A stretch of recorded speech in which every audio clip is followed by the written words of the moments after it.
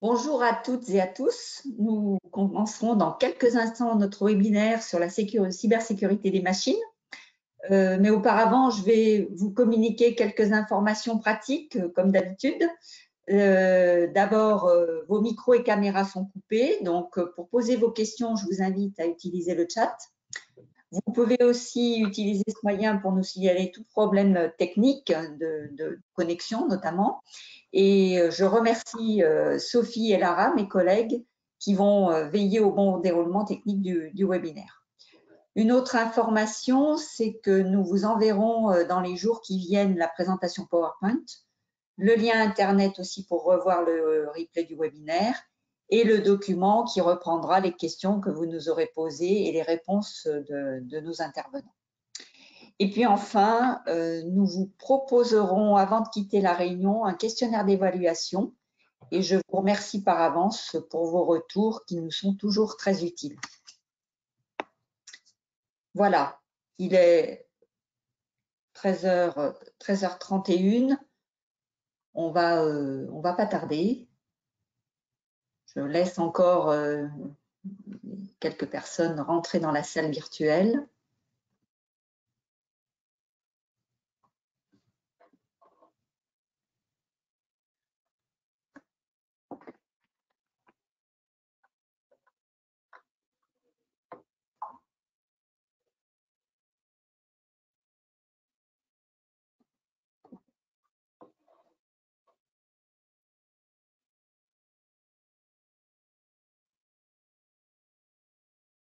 J'ai 13h33, on va démarrer. Cette réunion qui est intitulée « Comment prendre en compte la cybersécurité des machines ». Ce webinaire est le 4e et le dernier de la série consacrée à la réglementation des machines. Pour retrouver les 3 premiers qui étaient respectivement consacrés à la notice, la réception et les modifications de machines, vous pouvez vous connecter sur le site de la CCI. Tous ces webinaires ont été organisés dans le cadre des actions que nous menons en tant que membres du réseau Enterprise Europe Network et nous les avons organisés avec l'appui du CETIM pour les 2 premiers et de Bureau Veritas pour les 2 derniers. Alors aujourd'hui, avec l'industrie du futur, l'intelligence artificielle et la digitalisation concernent de plus en plus les machines, les équipements de travail et plus généralement les systèmes industriels qui sont de plus en plus connectés. Et on voit apparaître de plus en plus fréquemment le risque cyber comme finalement un nouveau risque qui peut impacter la sécurité des machines. En effet, les attaques peuvent avoir de graves conséquences pour les entreprises. Par exemple, l'atteinte à la confidentialité avec le vol de données, l'indisponibilité de la machine si des fonctions sont désactivées, par exemple, ou encore des dommages pour les opérateurs ou l'environnement. Donc, que l'on soit concepteur, fabricant ou utilisateur de machines, il est vraiment nécessaire de se pencher sur ces risques et leurs conséquences afin de les prévenir. Pour évoquer ces enjeux et les moyens de protéger son outil de production, je vais immédiatement céder la parole à nos 2 experts, en l'occurrence Fabien Pandariès et Maxime Genet, qui sont chefs de projet cybersécurité chez Bureau Veritas. Voilà, messieurs, je vais vous laisser la parole. Avant, une toute dernière précision, c'est que pour toutes les questions que vous auriez à nous poser, eh bien, je vous invite à les inscrire dans le chat et nous les reprendrons après les interventions. Voilà, messieurs, c'est à vous. Je vous laisse la parole. Merci. Très bien, merci beaucoup. Donc, déjà, merci à tous les participants de vous être connectés. Aujourd'hui, donc, comme l'a précisé Madame Germont-Servelle, donc on va vous parler de cybersécurité, et notamment cybersécurité sur les machines, donc les machines industrielles, ou en tout cas dans l'industrie manufacturière. Et donc, cette présentation, nous allons l'axer en 4 étapes, en tout cas 4 parties. La première partie où on va reprendre le contexte de la cybersécurité, donc on va être un petit peu global sur la cybersécurité, et après on se focalisera un petit peu plus sur la cybersécurité vis-à-vis des machines. Quand on parle de machines, on parle pas uniquement de fabrication de machines ou de conception de machines, on va parler aussi d'utilisation de machines. Voilà, c'est deux univers qui, pour nous, sont dans une même continuité et elles doivent travailler ensemble. En deuxième partie, on fera deux parallèles. Le parallèle entre la cybersécurité et les safety ou la sûreté de fonctionnement. C'est des choses qui se rejoignent, qui ont des différences et il est important de les connaître. Et ensuite, on a IT et OT. Quand on parle cybersécurité, on pense très fortement à l'IT, à tout ce qui est réseau, tout ce qui est données, etc., etc.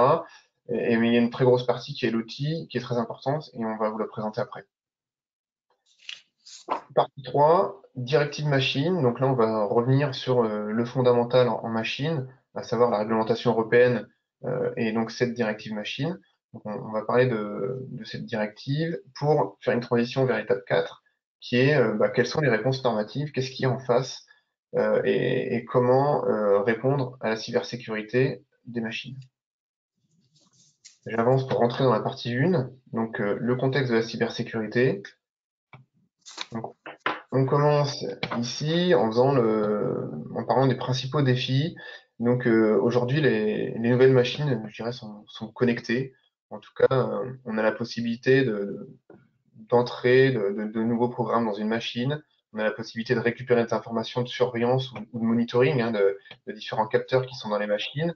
C'est aussi possible aujourd'hui sur certaines machines de faire de la télémaintenance, à savoir agir directement, faire des choses à distance à une machine. Et donc, ces connexions qui sont de plus en plus importantes amènent à des cyberattaques. Donc, bien évidemment, il y a de plus en plus de machines connectées, donc il y a de plus en plus de cyberattaques.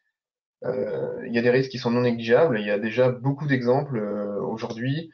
Et donc, il y a un retour d'expérience qui permet de dire la cybersécurité, c'est quelque chose de très important. C'est quelque chose qui doit être mis en œuvre dès la conception d'une machine et surtout qui doit rester, qui doit être maintenu pendant l'utilisation, pendant la maintenance, pendant toutes les étapes, toutes les phases de vie. Donc, juste pour donner 3-4 illustrations, on peut parler d'arrêt de production, donc là on peut lister Honda, Pils. Juste une question, Maxime. Okay. Je suis toujours sur le premier slide. Pardon. Hop, excusez-moi. Merci. Ah, c'est dommage parce qu'on a des belles images. Du coup, oui, je parlais donc d'arrêt de production. Donc là, on parle d'Honda. Enfin, il y a Honda et Pils qui sont notés. On peut parler aussi de Renault qui a eu un ransomware il y a de cela 3 ans avec WannaCry par exemple. On peut parler aussi d'altération de fonctions de sécurité où des seuils peuvent être modifiés par exemple directement dans des automates. Donc là, on parle par exemple de l'attaque Triton.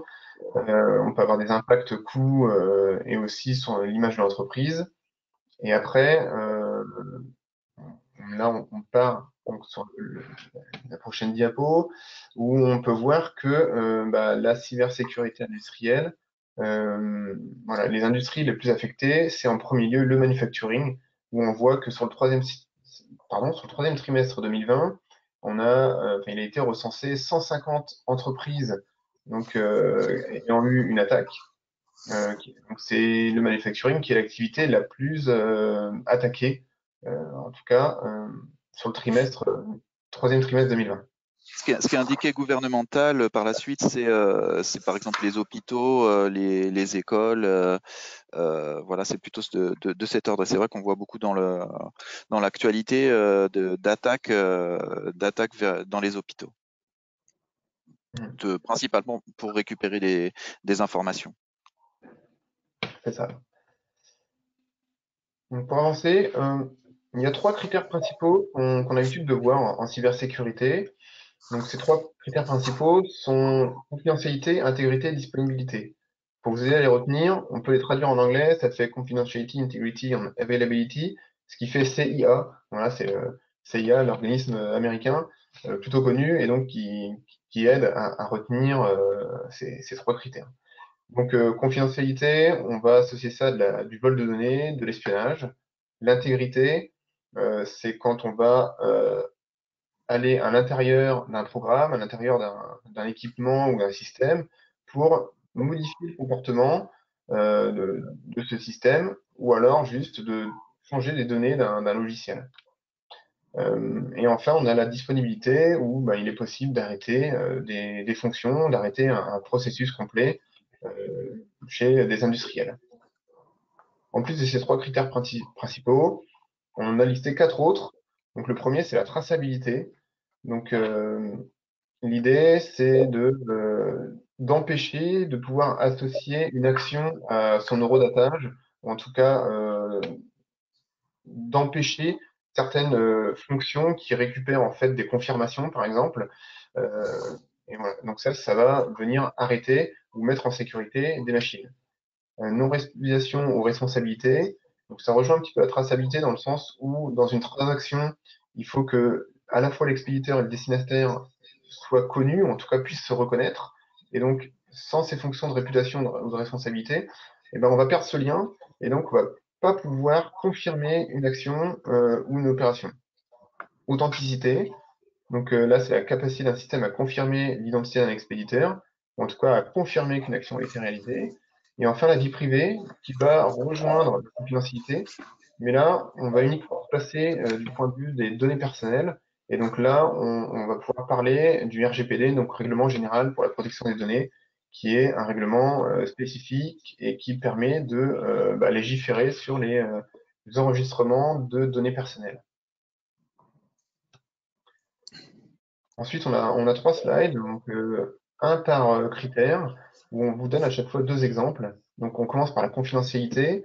Donc la confidentialité, on commence par un exemple plutôt orienté médical, où il y a un hacker peut se rendre donc dans la mémoire, ou en tout cas arrive à accéder à un laboratoire qui fait des scanners médicaux pour récupérer des données de patients. Ou sinon, on a le cas plutôt dans l'industrie où un hacker arrive à accéder à la mémoire, donc la mémoire tampon d'une imprimante 3D, donc pas forcément le programme directement, mais en tout cas les parties ou un programme complet d'une imprimante 3D, pour récupérer les informations, soit pour récupérer tout simplement la propriété intellectuelle d'un client, ou tout simplement récupérer des données pour pouvoir recopier un produit fabriqué. Alors ce domaine-là, ils sont assez préoccupés, ça s'appelle l'additive manufacturing, et c'est vrai que c'est une préoccupation de ce secteur-là, de pouvoir sécuriser les données, parce qu'il y a vraiment toutes les données métiers qui sont contenues dans les fichiers d'engineering qui sont envoyés à une imprimante. Et donc, il y a une grande peur des personnes qui créent ces fichiers, de les voir récupérés par un concurrent ou autre. Pour le premier point, par contre, les données des patients, des fois on se demande pourquoi, c'est quoi l'intérêt, mais il y a tout un business en fait de revente des données personnelles, alors soit pour créer des faux documents, soit pour créer des faux documents, ou enfin il y a un business de revente de ces données personnelles, ou parfois pour recréer d'autres attaques derrière, récupérer des données personnelles qui constituent une première étape à d'autres attaques.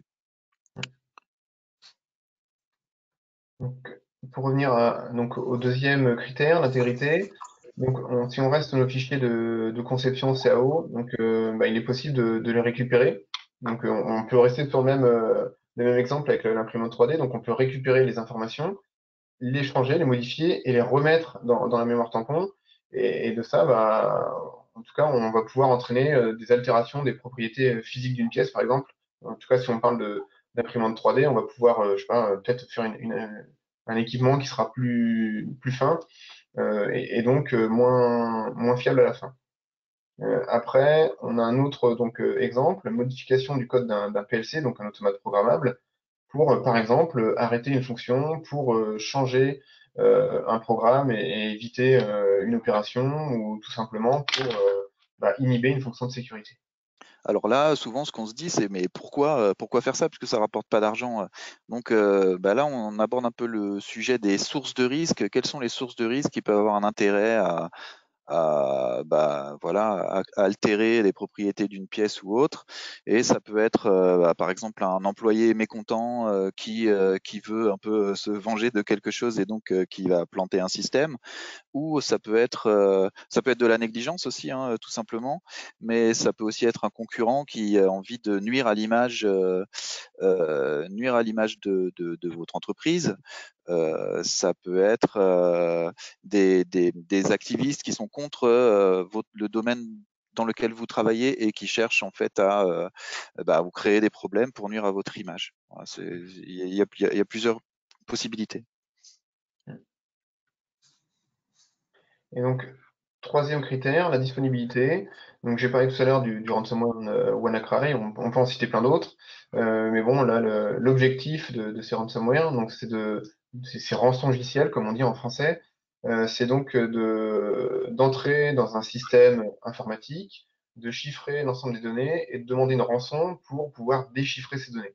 Et donc, là, on parle d'usine agroalimentaire, donc j'ai parlé d'une chaîne d'assemblage Renault. On a eu aussi, WannaCry a aussi stoppé les admissions dans les hôpitaux en Angleterre. Voilà. Donc, l'idée d'un ransomware, c'est d'arrêter une fonction donnée, ou en tout cas une fonction associée à un système, un système d'information, et qui pourra être remis en route que une fois la rançon payée.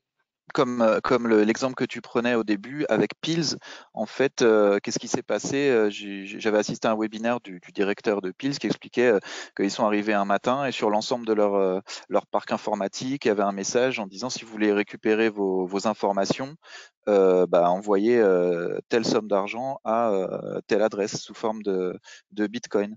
Et donc, toute leur prod s'est complètement arrêtée. Ils ont dû trouver rapidement. En plus, ils ne devaient pas toucher leur PC parce que dans ce cas, on fait appel à des spécialistes pour analyser d'où vient le problème, comment est-ce qu'on peut le régler. Mais ils ont dû rapidement essayer de créer en parallèle une autre ligne de production. Ça a pris un certain temps, à tel point qu'ils ont carrément changé de production puisqu'ils fabriquent des produits. Des automates et autres. Et pendant cette période, ils ont switché vers la création de masques pour le Covid-19. Donc ça a vraiment tout modifié. Et donc, juste pour terminer sur ces exemples, on a ici donc déni de service, hein, donc qui peut être, c'est un type d'attaque qui peut être réalisé sur un automate programmable par exemple, et donc qui fige en fait l'automate au moment où il y a cette attaque. Alors le déni de service, c'est plus connu sous le nom de DOS, Denial of Service, c'est le fait, c'est assez simple, en fait on bombarde un équipement avec une interrogation, par exemple, comment t'appelles-tu, comment t'appelles-tu, comment t'appelles-tu, l'équipement répond parce qu'il est programmé pour répondre à ces questions, et en fait il est tellement bombardé de questions qu'il n'y a plus la place pour qu'il puisse réaliser sa fonction première. Donc tout est paralysé. Ce qui m'est arrivé sur un site où l'ensemble des automates d'une centrale hydroélectrique se sont retrouvés paralysés et avec des conséquences assez graves puisque c'était au Mozambique et tout a été stoppé. Plus de courant, un blackout pendant 4 heures sur un quart du Mozambique. Donc une attaque assez simple comme ça peut avoir des grosses conséquences. 4 heures parce qu'il a fallu comprendre d'où ça vient, il a fallu redémarrer l'installation. Donc voilà, ça peut petite cause, grosse conséquence. Ok. Après, on vous partage un sondage de Kaspersky, qui donne le point de vue de 337 industriels, notamment vis-à-vis de l'importance donc des conséquences d'une attaque cybersécurité. Donc, on voit le numéro 1, donc là, il n'y a pas vraiment de surprise, hein, c'est sur voilà, risque de blessure ou de décès d'un employé. Donc, c'est vraiment ce qui aurait le plus gros impact du point de vue industriel. Après, on a la détérioration de la qualité du produit et service. Et de la perte d'informations propriétaires ou confidentielles. Et en 3, on a le coût de réponse à l'incident et traitement. Euh, je trouve que c'est plutôt intéressant qu'on voit ça en 3, parce que le coût de réponse, c'est quelque chose qui est vite très très important, parce que certes, on peut avoir un arrêt de production, par exemple, mais ce à quoi il faut penser, c'est le coût de rémédiation. C'est-à-dire, comme tout à l'heure Fabien l'a dit, donc il faut trouver ce qui s'est passé, il faut faire en sorte que ça n'arrive plus. Donc là, on met le pansement, mais le pansement, bah, c'est pas permanent.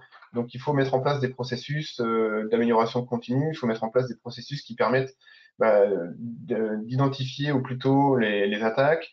Ensuite, il faut mettre en place des processus qui évitent l'attaque, etc., etc. Et donc c'est quelque chose de vraiment gros. Et donc le coût de réponse, c'est pas juste, bah, comme je disais, le pansement, mais c'est tout ce qu'il y a, toute la guérison qui est autour. Ouais, puis bien sûr, comme sur tous les projets, ben, dès que plus on s'y prend tôt, moins ça coûte cher en fait.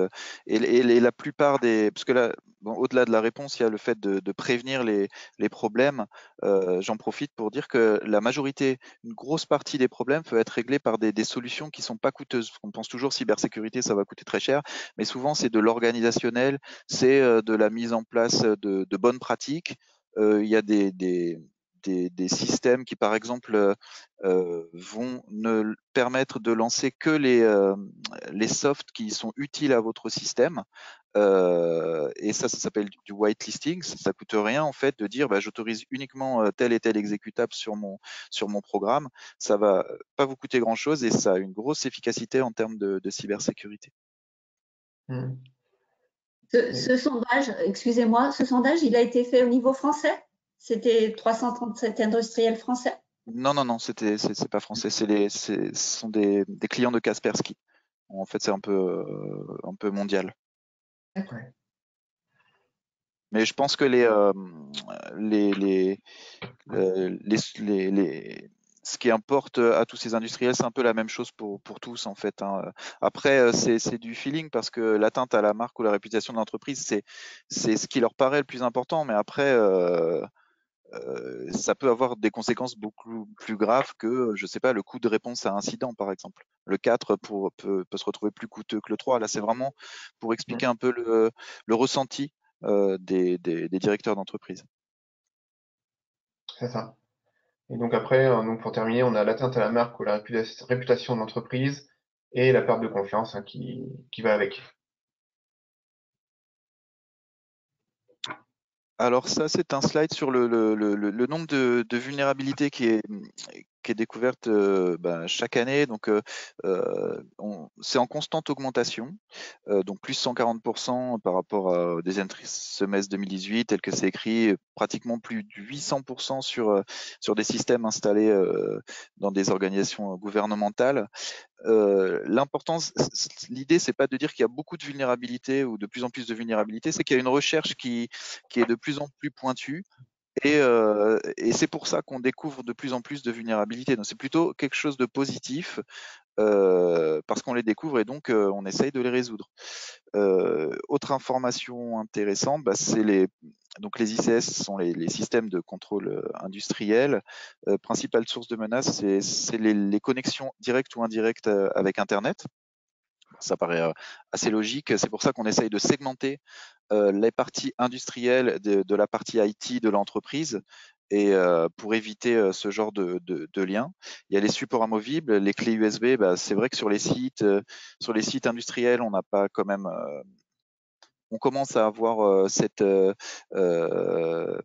idée qu'il faut faire attention, mais pas n'importe quoi dans un système. Et jusqu'à il n'y a pas très longtemps, bah, on avait une information à transmettre, on la met sur une clé qu'on utilise à la maison, et puis on la met sur la machine. Mais bon, bah ça, maintenant il faut vraiment changer de pratique. Et donc c'est 7% des, des, des problèmes rencontrés viennent de ça, hein. Et puis après, il y a les emails. Donc ça, c'est on clique sur un lien et puis sur ce lien qu'on a reçu dans un email, ça permet de télécharger un système qui peut-être va ouvrir un accès à quelqu'un à distance ou télécharger un virus ou autre. Voilà. Mmh. Ok. Donc, en synthèse de cette partie, donc sur le contexte de la cybersécurité, on a voulu un petit peu vous faire une synthèse des différents attaquants, ou en tout cas différents acteurs qui sont impliqués en tant que menace de la cybersécurité.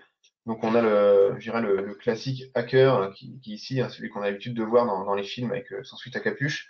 Mais il faut surtout pas penser que c'est celui-là qu'on va voir le plus souvent. Le plus souvent, ça sera les employés avec, par exemple, quelqu'un qui, comme on vient de le dire, hein, utilise une clé USB avec un virus, ouvre la mauvaise pièce jointe, etc., etc. On peut retrouver ensuite des anciens employés qui seront, par exemple, mécontents. Et donc là, ça va être de l'intentionnel, hein. L'idée, ça sera Ou vraiment qui de... ont gardé un ancien accès, c'est-à-dire que quelqu'un qui est parti et qui continue d'avoir l'accès au réseau va peut-être l'utiliser pour récupérer des informations, extraire des infos. C'était juste ça. Et donc, après, on peut rajouter en face des employés les sous-traitants, hein, qui peuvent avoir accès à des machines aussi. Donc, soit de la même façon que la manière intentionnelle des employés, donc mettre une clé USB avec un virus, mais ça peut être aussi oublier de fermer une porte automate qui va donc donner l'accès à d'autres personnes qui vont pouvoir faire juste des erreurs, par exemple. On peut parler de concurrents qui peuvent récupérer des informations. On peut parler d'organisation criminelle, d'État aussi. Bon, alors ça, c'est peut-être un peu plus haut niveau. Voilà, on a à peu près En là fait, un les panel de... sous-traitants, ils font partie de l'écosystème en fait de votre entreprise et peut-être que certains ont un accès pour développer des systèmes, ils ont accès à votre réseau. Donc c'est pas que les sous-traitants vous veulent du mal, mais peut-être qu'ils vont être le vecteur d'une attaque parce que peut-être qu'eux ont une culture cyber moins évoluée que la vôtre et une attaque pourrait se faire assez facilement peut-être par un sous-traitant qui est assez négligent en termes de cyber. Donc, on se connecte chez le sous-traitant et de là, on se connecte chez vous. Ok.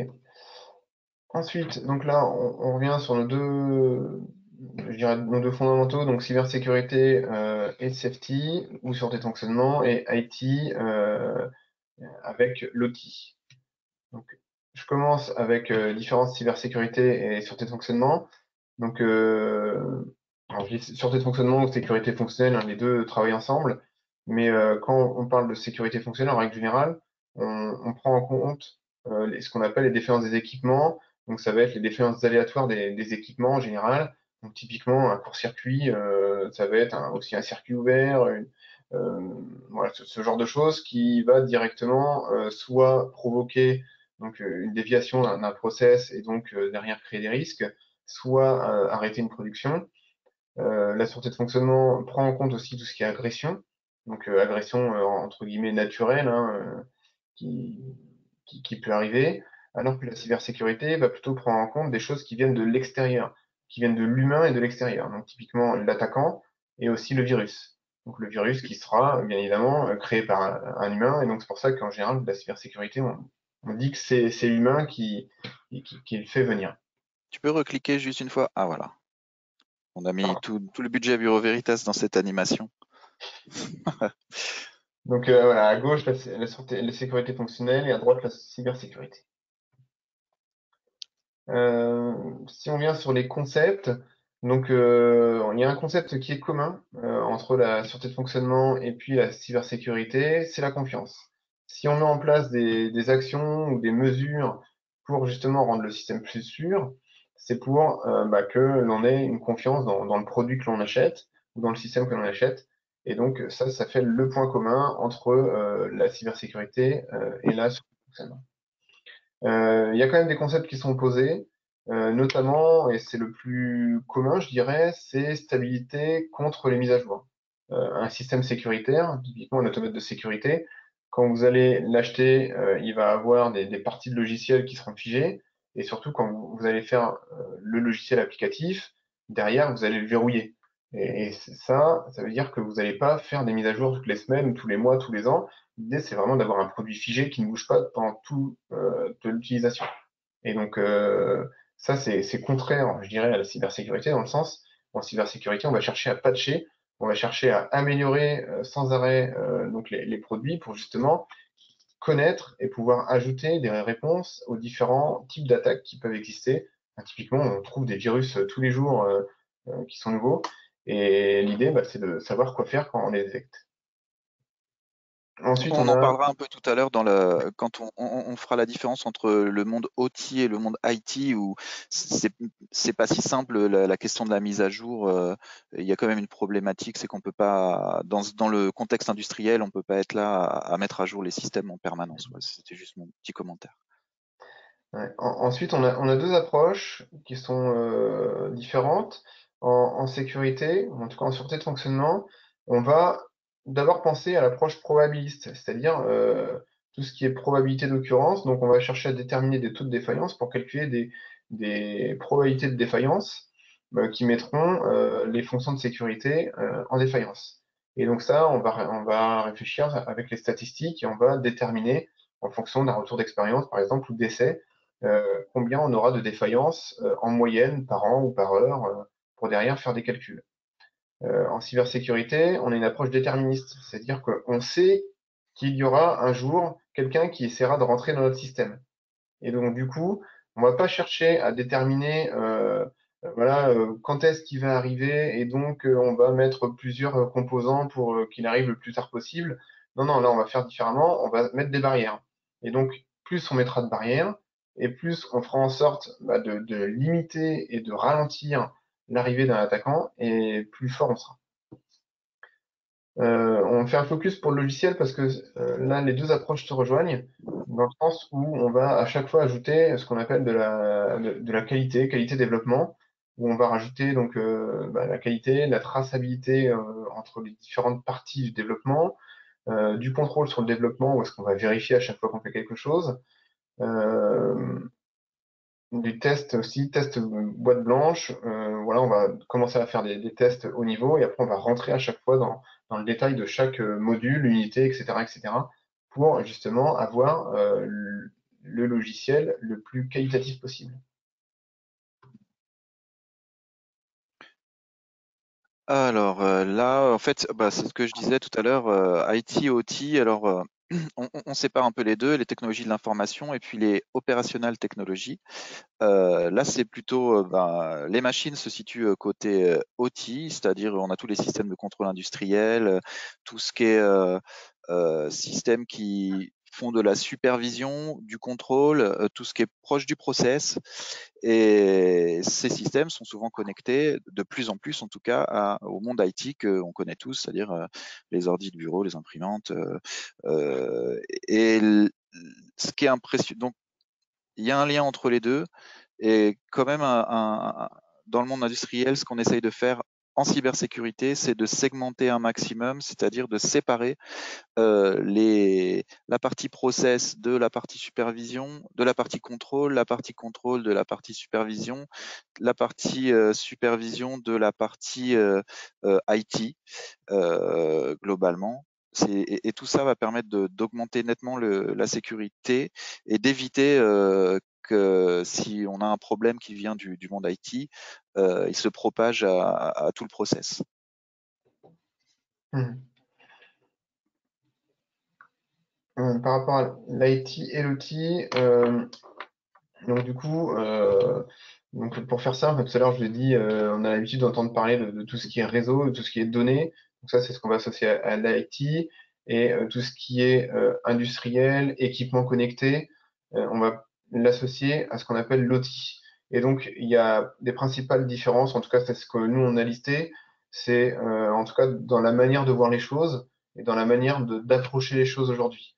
Donc typiquement, si on reprend nos trois critères de départ, donc confidentialité, intégrité, disponibilité.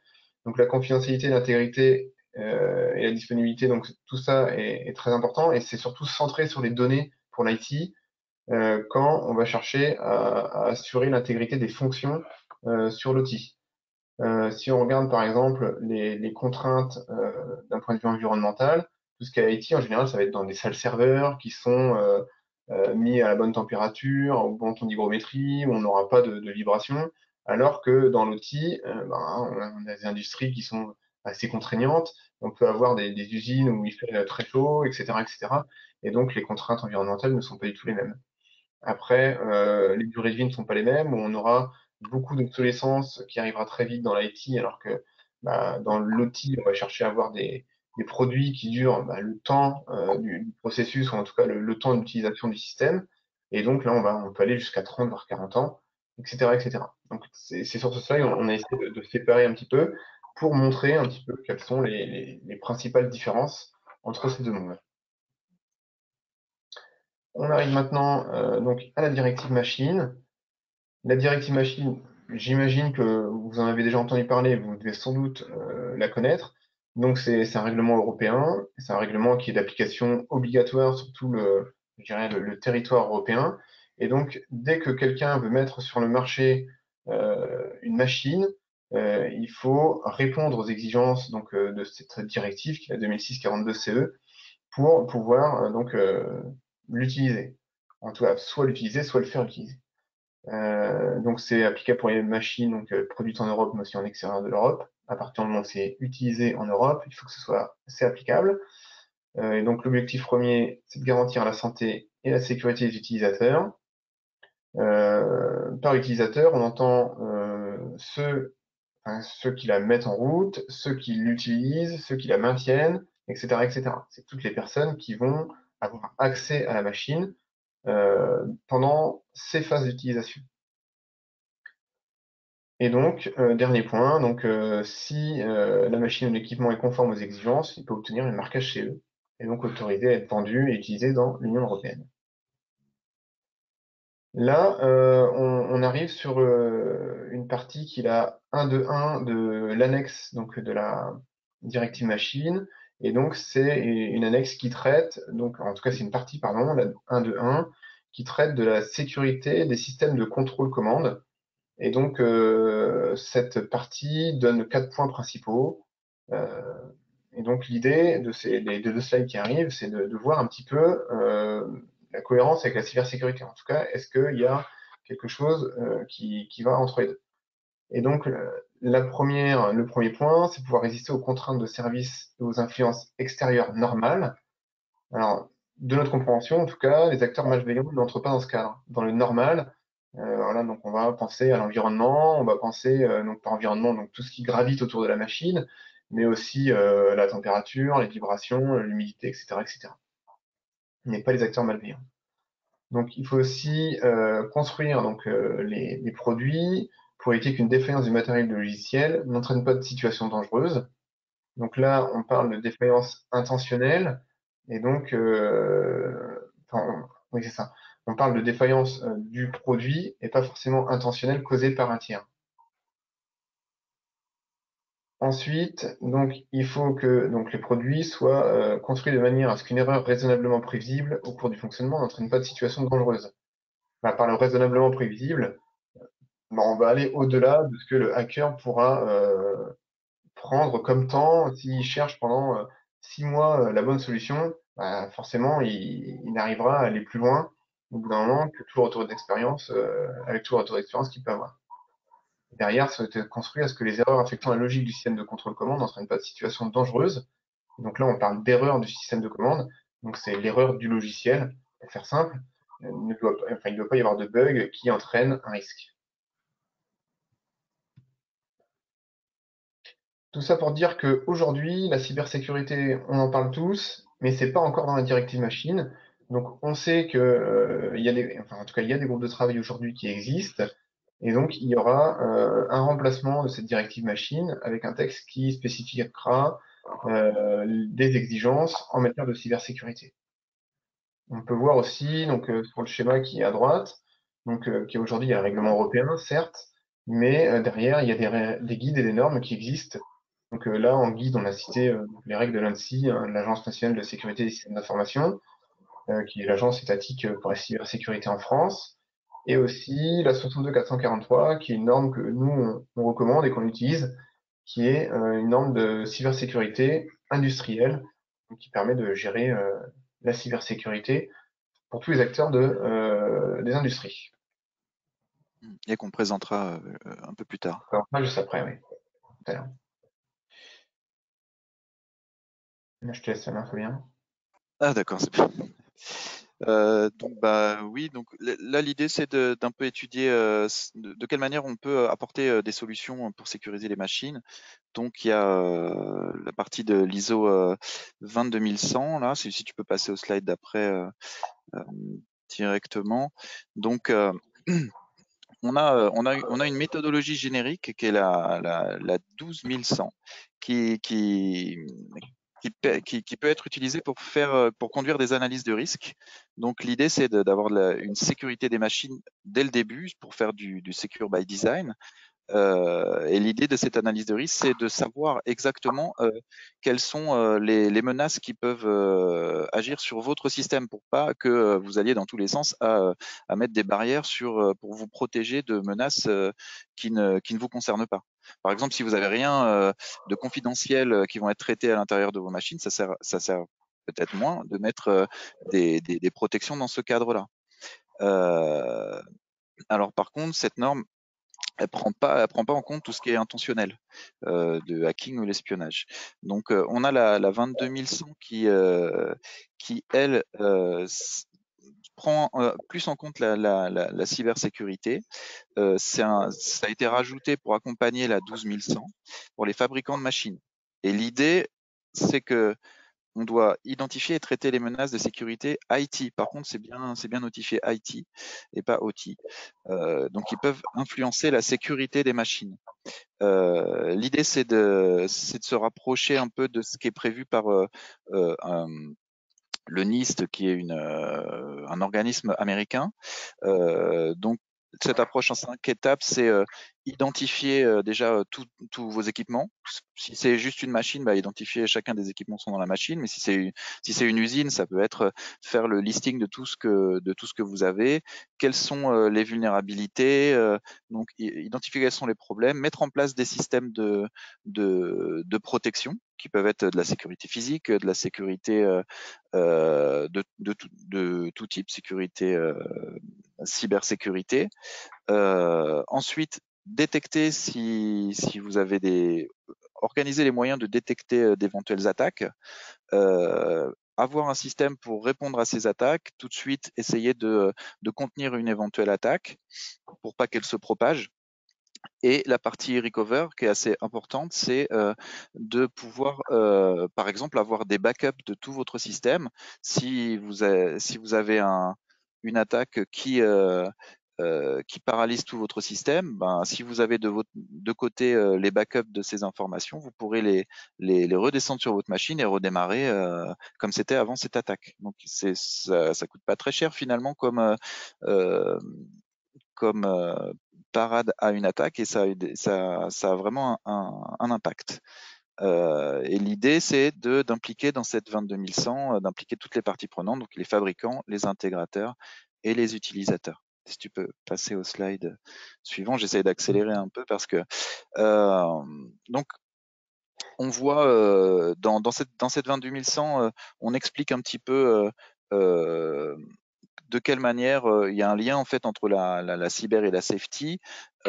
Si on prend là depuis la partie sécurité au-dessus, bon, c'est noté en anglais, hein, mais donc on a une menace qui peut exploiter une vulnérabilité. Et cette vulnérabilité peut amener un risque de sécurité sur la machine, c'est-à-dire sur la safety. C'est ce que la 22100 essaye de mettre en lumière, le fait que des attaques de cyber pourraient avoir un impact sur la safety et mettre en danger des opérateurs. Parce que c'est ça le but, c'est de protéger les personnes dans ce cadre-là. Si tu peux aller au slide suivant. Donc comme je l'ai dit, la 22100 c'est surtout IT et pas OT. On parle surtout d'accès à distance. C'est-à-dire voilà, on met en place des VPN ou des accès sécurisés. Mais voilà, on oublie que on peut, des menaces peuvent venir d'autres biais que seulement les accès à distance. Slide suivant. Donc, il y a la 27005 qui, elle, propose qui est assez bien faite, qui propose un système de management des risques de sécurité.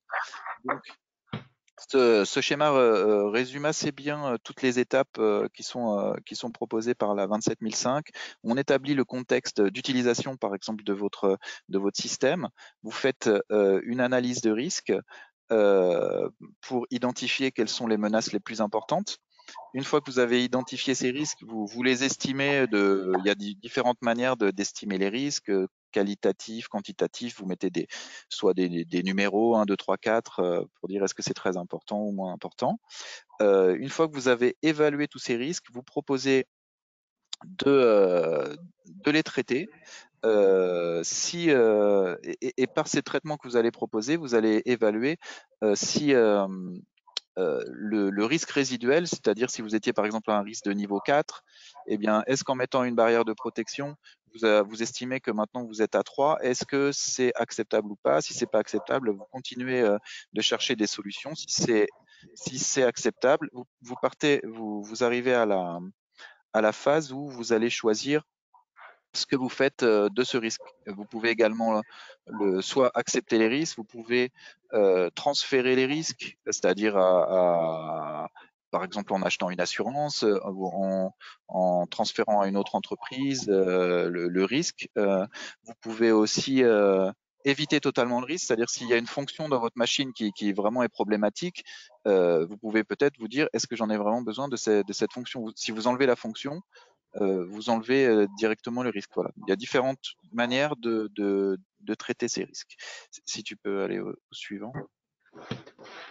Donc voilà ce que j'évoquais un peu tout à l'heure là au niveau des risques. On a par exemple le risque R1 qui est noté extrême, et l'idée c'est d'arriver à par exemple arriver dans la zone modérée, sachant que un risque, donc c'est la multiplication d'une probabilité qu'une attaque occure, et en même temps multiplié par la conséquence. Est-ce que la conséquence est mineure, modérée, majeure ou catastrophique? C'est ce qui vous permet d'identifier les risques. Et toute cette approche est vraiment très importante parce que avant de faire quoi que ce soit au niveau protection, il faut bien se demander quels sont les axes prioritaires de protection. On va d'abord traiter tout ce qui est majeur et ce qui peut être réglé rapidement aussi. Suivant. Voilà, donc là, par exemple, c'est un exemple d'une analyse de risque qu'on a fait pour un client. Donc, on note un risque qui est lié, par exemple, pour le premier à un PC. Donc, il y a une vulnérabilité qui est qu'il n'y a pas assez de protection sur la partie connexion, par exemple de clés USB ou autre. La menace, ça pourrait être quelqu'un vient connecter ce qu'il veut sur ce système. Donc on détermine que le niveau de risque c'est 9. C'est assez arbitraire hein, cette estimation. La décision du management du risque, c'est de réduire le risque et pas de l'éviter totalement. Et donc, par différentes mesures, là, qui sont notées de 1 à 4, on arrive à un gain qu'on estime à 4, ce qui fait que le risque résiduel se retrouve à 5, comme on le voit à droite. Je peux passer au suivant. Je vais peut-être un peu vite, mais c'est vrai qu'on a démarré un peu tard. Donc une autre méthode d'analyse de risque, c'est la méthode IBIOS qui est proposée par l'ANSSI. Alors l'avantage de cette méthode, c'est que tout est gratuit et que tout est fourni par l'ANSSI ainsi que par le club IBIOS, qui est un organisme, enfin une association qui propose d'aider finalement les utilisateurs de cette méthode. Donc il y a différents ateliers. Le premier atelier, c'est pour estimer un peu de façon de façon référentielle, c'est-à-dire que on a une approche par conformité, pour voir si, par exemple, votre machine est conforme à tel ou tel standard. Donc là, on va regarder cet aspect et voir si tout le socle de sécurité, c'est-à-dire toute l'hygiène cyber est correctement faite. Une fois qu'on a fait tout ça, on passe à l'atelier 2 où on définit les sources de risque. Alors, c'est des workshops avec plusieurs personnes de votre entreprise. On estime les sources de risque, c'est-à-dire est-ce que vous allez être plutôt menacé par un concurrent qui voudrait récupérer des informations ou faites ce qu'on a vu tout à l'heure là dans les hackers, activistes et autres. Et ensuite, il y a toute une démarche pour créer des scénarios, d'abord stratégiques, c'est-à-dire un peu de haut niveau, et puis opérationnels, un peu plus précisément sur votre système. Donc, ce sont des ateliers concrets pour se mettre à la place de l'attaquant et voir de quelle manière il pourrait attaquer le système. Et ensuite, l'atelier 5, c'est le traitement du risque. On a un plan d'action et normalement, ce plan d'action a été nourri par tout ce qu'on a découvert dans les différents ateliers précédents. Suivant. Tu voulais parler de la 62443, Maxime, je le sais. C'est ça. Du coup, la 62443, donc, comme je disais tout à l'heure, c'est une norme donc, en tout cas, qui donne des exigences sur le traitement de la cybersécurité industrielle. Donc, on dit que c'est une famille de normes. Pourquoi? Parce que dans cette norme, il y a 13 tomes. Donc, sachant que c'est plutôt très bien organisé. Et donc, l'idée, c'est d'aider les différents acteurs impliqués. Donc, alors là, je dis, c'est dans le domaine de l'automation du contrôle industriel. Donc, c'est IACS pour Industrial Automation Control System. Et donc, je disais que c'était bien organisé dans le sens où ça marche par couche. Donc, on a une première couche pour, en tout cas, les services, en tout cas, les organisations, je dirais, notamment les organisations à la fois qui développent des systèmes, mais aussi ceux qui maintiennent, par exemple, qui vont installer, etc., etc. Après, on a donc la couche pour les propriétaires d'actifs et aussi ceux qui font de l'intégration de système. Donc ceux qui vont acheter des produits qui sont déjà certifiés, des produits qu'ils ont l'habitude d'utiliser. Et donc, voilà, c'est comment on fait pour créer un système qui soit peut-être complexe et donc à la fin qui soit sûr.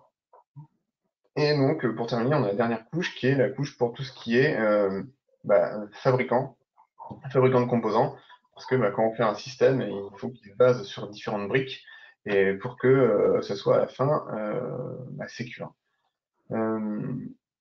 Donc voilà pour cette norme. On pourrait partir dans tous les sens sur cette norme, mais ce qu'il faut voir, c'est que c'est quand même une norme qui est créée par les fabricants. C'est une norme qui donc est hyper pragmatique. Et donc, il y a certes 13 tomes, mais c'est pas des tomes qui font 1000 pages non plus. C'est quelque chose qui est plutôt abordable. Ensuite, donc là, nous, on fait un focus sur quelques parties. Donc là, on parle de la 4.1, donc qui est la partie qui donne les bases donc pour créer les exigences derrière pour faire les produits, pour les concevoir. Donc cette partie apporte ce qu'on appelle le Secure by Design, donc qui permet de prendre en compte la cybersécurité dès la conception d'un produit. Donc, Alors, je me permets de te couper, parce que là, ce qu'on regarde sur ce sujet, c'est vraiment des process, c'est-à-dire les process de l'entreprise. Chacun des points de la norme, c'est est-ce qu'il y a un process qui permet de, par exemple, étudier le contexte dans lequel va être utilisé votre système pour pouvoir apporter les protections cyber appropriées. Ça part du début jusqu'au en bout de chaîne, c'est-à-dire comment vous faites pour, si on détecte des vulnérabilités, si un client les détecte sur une machine que vous auriez fabriquée, par exemple, comment est-ce qu'il peut remonter cette information, comment est-ce que vous la traitez, bref, comment est-ce que vous maintenez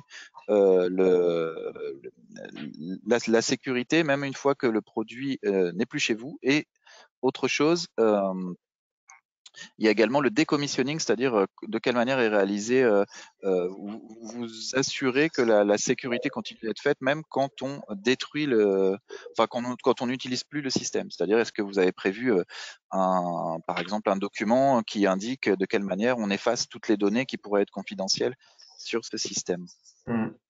C'est ça. Et donc, du coup, c'est ce qu'on dit, c'est une première étape vers une certification CAT 2 qui est directement sur la conception des produits. Là, on parle de la partie 3.3. Donc, ça permet d'évaluer, d'augmenter le niveau de sécurité au niveau des systèmes. Donc, comme je disais tout à l'heure, comment récupérer des briques ou ce qu'on appelle des COTS pour les assembler. Et du coup, ce qu'on dit, c'est que le contenu est plus ou moins similaire à la partie 4.2 sur les composants. Donc, à savoir comment on fait pour créer ces composants et les associer. Sauf que du coup, vous n'avez pas besoin d'avoir la 4.1, les process, puisque vous vous contentez d'assembler des composants du marché et votre solution, c'est ça que vous vendez et que vous allez faire certifier. C'est ça. Et la partie 2.4, donc là, c'est pour les prestataires de services ou les fournisseurs de services. Et donc là, c'est à donner un niveau suffisant de sécurité, donc à la fois au personnel, mais aussi aux processus qui sont associés à leurs activités. Alors là, on détermine oui, effectivement, quels process sont utilisés par les équipes qui viennent intervenir sur des systèmes.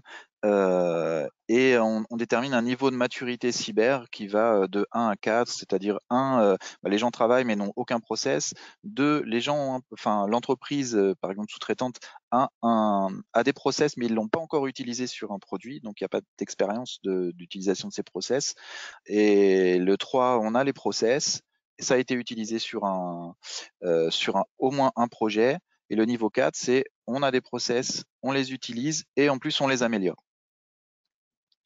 Je vais un peu parler du slide d'après. Donc à quoi ça sert une certification? Ça permet vraiment de se démarquer par rapport aux concurrents. En ce moment, c'est vraiment le money time, je dirais, parce que cette norme, elle est assez récente finalement. Et ça permet vraiment, si vous l'avez, vraiment ça se verra par rapport aux concurrents. Ça permet également, donc du coup, quand vous appliquez tous ces process et autres, vous réduisez les incidents, ce qui vous permet, par exemple, de ne pas avoir à faire comme certains, de récupérer, rapatrier l'ensemble des produits vendus parce qu'il y a trop de soucis de sécurité.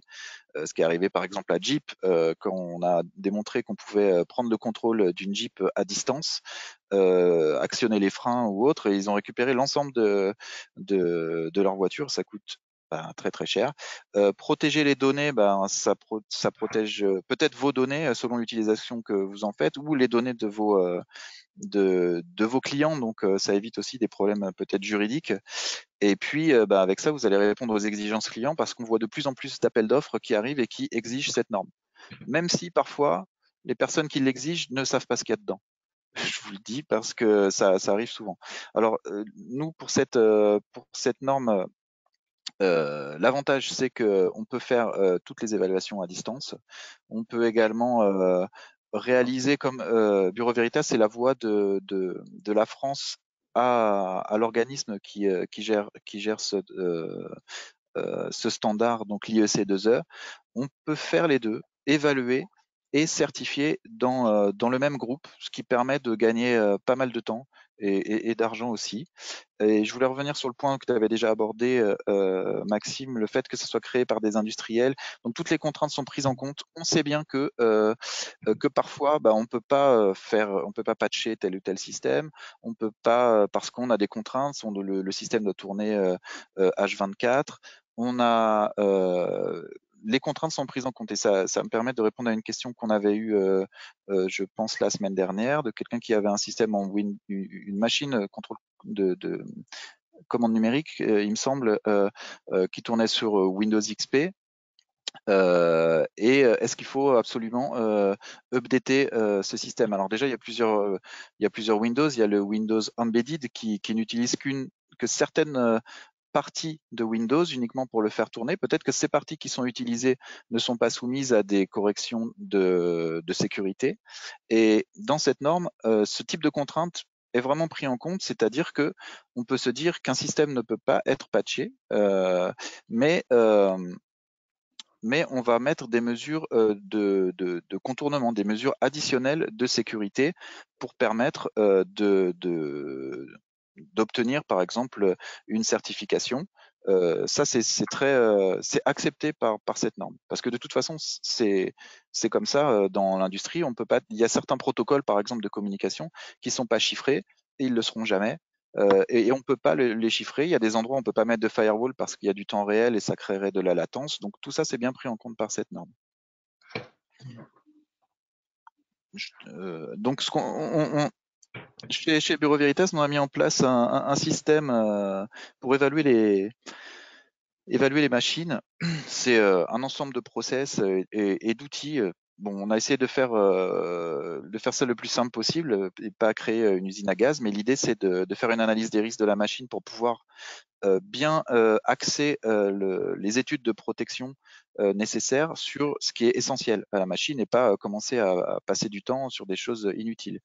Ensuite, on fait un audit de la machine dans son contexte d'installation et les processus qui ont été suivis pour fabriquer cette machine, si on étudie le cas d'un fabricant. Ensuite, on propose des mesures pour limiter, par exemple, la surface d'attaque.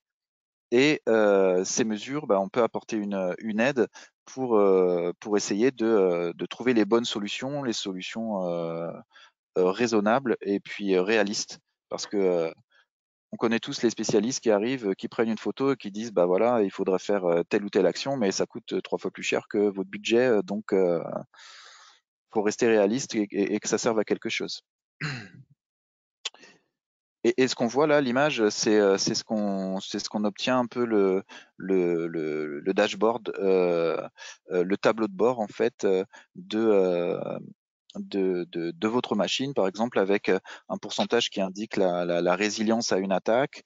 C'est fait en global et puis après, on a un scoring par catégorie, par exemple pour l'intégrité, la confidentialité, des choses qu'on a vues précédemment.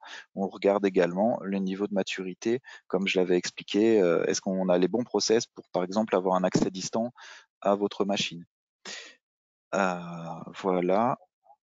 Les offres supplémentaires, qu'est-ce qu'on peut faire? C'est également aller qualifier les fournisseurs, donc essayer à leurs frais en fait, aller voir s'ils ont le bon niveau de cyber, parce que c'est aussi un grand vecteur de vulnérabilité. C'est le fait d'acheter des composants qui ne sont pas sûrs. On peut aussi auditer les sous-traitants, alors ceux par exemple qui ont un accès direct chez vous. Ça va vous permettre de faire baisser drastiquement les risques de connexion chez vous. Les processus cyber, ce qu'on a vu un peu, mettre en place une organisation de la cyber pour créer, pour manager vos équipes ou créer un produit en secure by design. Donc forcément, il y a du training, il y a ce qu'on appelle le hardening, le durcissement des machines, donc proposer des mesures pour diminuer la surface d'attaque. Et puis, ce qu'on fait également, c'est des tests de pénétration sur les systèmes, c'est-à-dire passer quelques jours pour voir toutes les failles possibles sur votre système. C'est aussi un moyen rapide d'évaluer votre équipement.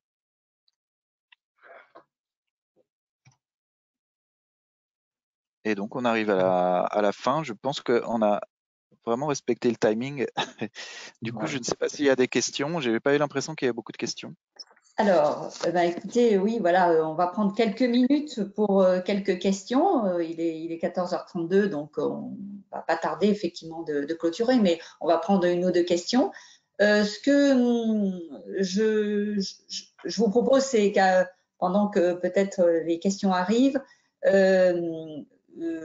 vous puissiez peut-être répondre à la question qui nous avait été posée lors de l'inscription. On avait Louis qui avait fait une remarque question, on va dire, concernant Microsoft. Est-ce que vous pouvez lui répondre en live? Oui, c'est ce que j'ai fait tout à l'heure, en fait, en disant que En quand on parlant parlait de de… la 62443, et en fait, il est possible de mettre des mesures de compensation un peu extérieures. Et par exemple, il y a certains systèmes qu'on protège physiquement parce que on veut pas qu'il y ait un accès, et le fait de les mettre dans une armoire fermée où c'est un peu sécurisé, ça peut permettre déjà de pallier au fait qu'on puisse accéder à tel ou tel équipement, quoi, comme un switch ou autre. Donc il y a des mesures compensatoires qui peuvent être installées. Merci. Bon, écoutez, pour le moment, je ne vois pas de questions qui apparaissent pour le moment. C'est parce Donc, qu'on a été très très clair. Je pense que vous avez été très très clair. De toute façon, Il y a nos coordonnées qui sont là, donc il ne faut pas hésiter à nous Ouais, envoyer un message. exactement. Vous avez nos coordonnées dans la présentation. N'hésitez pas si des questions arrivaient par la suite à nous contacter. On y répondra bien volontiers. Il n'y a aucun souci. Je pense qu'on va terminer. Merci. Si quelqu'un avait une question, par contre, ce que je vois que Louis Gomez justement a levé la main, mais je pense que les questions ne peuvent être que de manière écrite. Hein. Oui, tout à fait. Mais il vient d'écrire. Alors Louis dit quel est le budget de vos audits?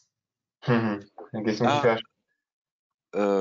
Non, mais en fait, ça dépend de quel audit on parle. Si, par exemple, une évaluation d'un système d'un système pour avoir une certification IEC 62443 -3-3, ça va être de l'ordre entre 20 et 30 000. Ça dépend un peu du système. Là, du coup, c'est une certification, mais c'est vrai que si on parle juste d'audit de votre machine, enfin, si je peux retourner au slide où on parle de ça, mais si on applique par exemple cette offre ici, on va pouvoir diviser par 2 ou 3 selon votre machine, parce que là, on peut parler juste d'une machine, on peut parler d'une série de machines, on peut parler des machines qui sont dans une usine au complet, etc., etc. Donc là, ça va dépendre du périmètre de ce que vous voulez qu'on regarde. Exactement, ouais. Après, il y a aussi la possibilité de faire des pentests directement sur la machine. Ça dépend du type de machine. Est-ce qu'on peut... si ça fait 3 tonnes, c'est pas la même chose que si vous pouvez l'envoyer par la poste. Donc, effectivement, il y a beaucoup de paramètres. Le tout, c'est de prendre rendez-vous avec nous et puis faire un petit meeting pour discuter de ça, voilà. Louis nous dit 6 tonnes. D'accord. Par la poste. Ça coûte cher en DHL. Oui. Donc là, il faudra effectivement que vous vous déplaciez, je suppose. Alors, pas forcément, ça dépend le type d'audit qu'on fait en fait. Si c'est un audit, par exemple, la partie 62443 est basée pour une grande partie sur des analyses documentaires. Donc, on analyse tous les équipements par leurs documents. Donc, c'est pour ça que ça peut se faire à distance. Après, c'est vrai qu'il y a un audit qui est réalisé, on se déplace pour faire quelques tests, pour vérifier que tout ce qu'on a bien checké par rapport aux documents est vrai.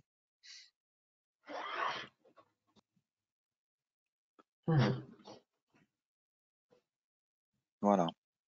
Oui, j'espère qu'on a répondu à votre question.